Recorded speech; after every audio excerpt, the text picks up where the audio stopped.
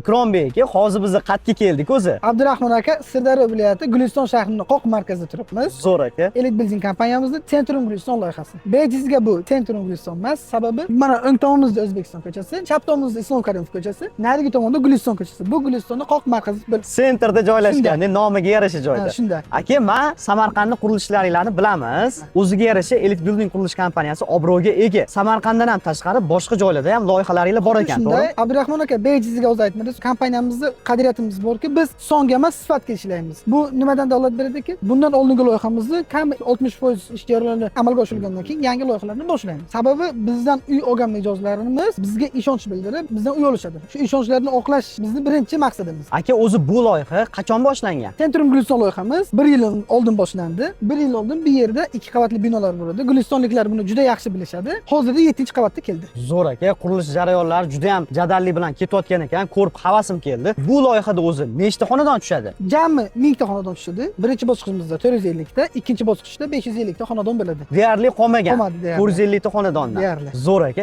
Ikkinchi bosqichdachi? Ikkinchi bosqichimizni hali sotib ochilgan emas. Xudo xohlasa 29-may kuni ikkinchi bosqichimizni taqdimoti, ya'ni prezentatsiyasi bo'ladi.